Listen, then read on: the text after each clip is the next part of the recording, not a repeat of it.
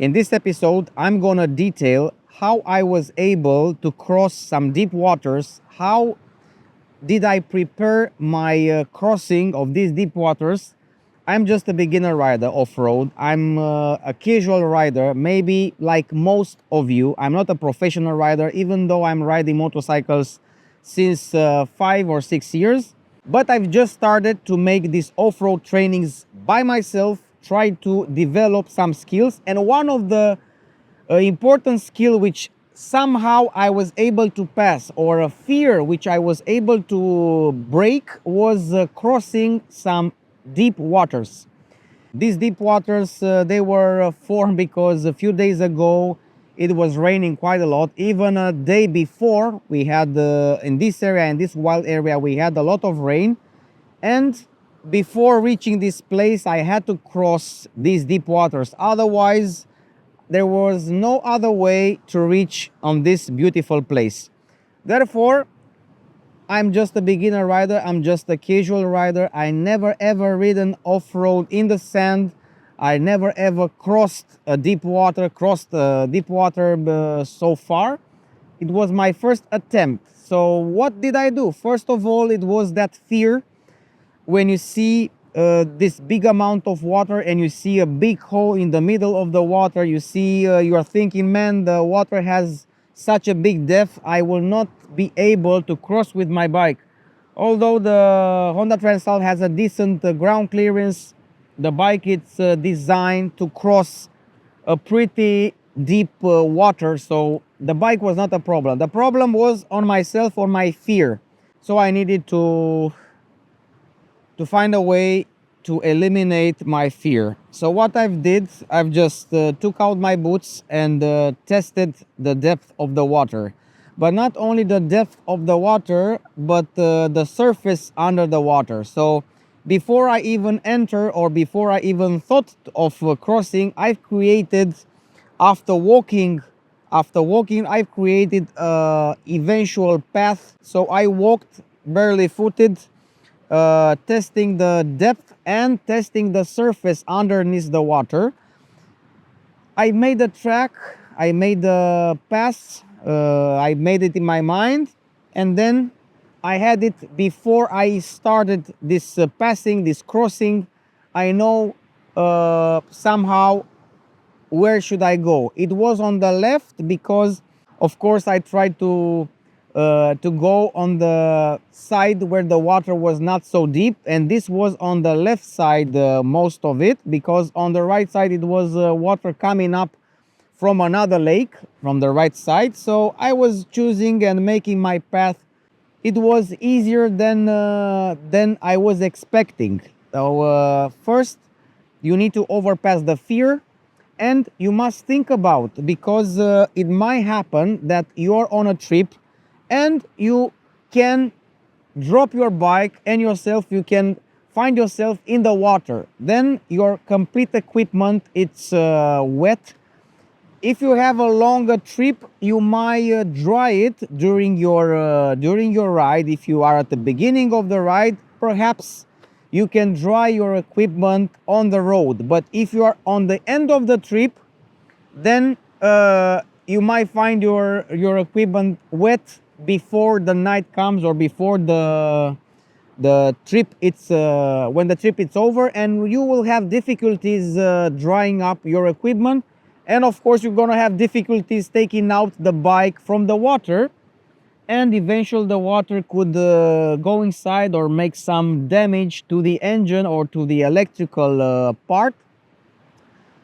Thankfully this didn't happen, but you need to first to overcome your fear, test the surface, and make courage and just go. Now let me tell you about my experience on the actual crossing of these deep waters. The depth was on my left side was not more than half a meter, maybe 45 centimeters on some areas. I was on the seat. I was on the seat standing. You could also ride in, I suppose you could also ride in from the standing position, but I would decided to cross it slowly in my rhythm. And that's depending quite a lot on your boots, because the water will eventually make them wet on the surface.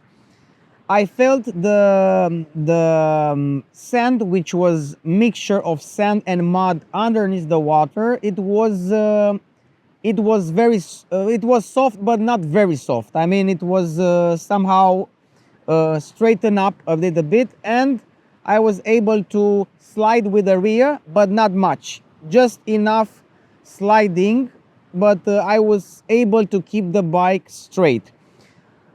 When I was too much on the left side, at some point the wheel was sliding to the rear, so I need somehow to balance the angle of the bike in order not to lose it. So you need to be careful, you need to take it step by step, you need to learn the surfaces and learn the grip which you can have, or the grip which you can expect from different surfaces, especially if that surface is underwater, because underwater you might find mud, sand, rocks, wood, and so on.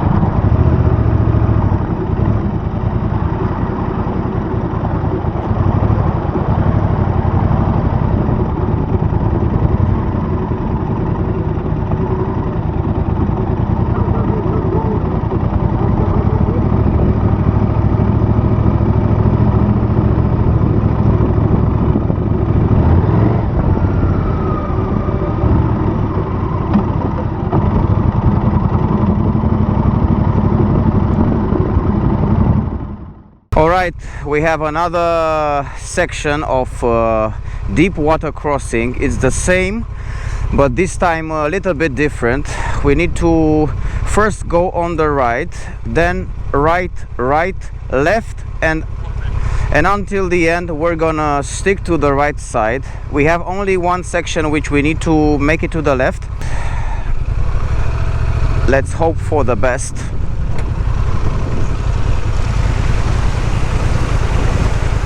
Okay.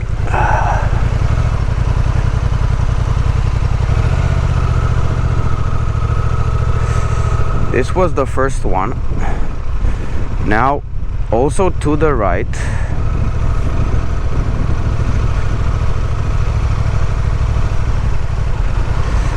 Okay.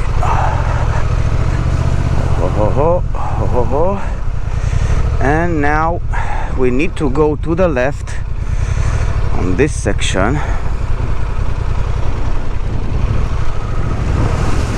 All right, come on, adventure. And now to the right.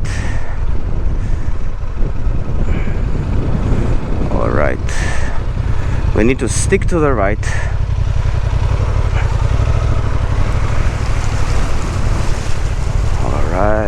Right, this was okay. Still we need to keep the right in this area. Let's give it a go. All right. Woo! All right. It's becoming more and more fun because you gain confidence, and confidence is everything. now this is the last section, which is the most difficult one, the deepest waters.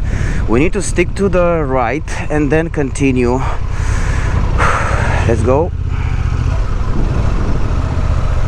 I can see it. It's okay, it's okay.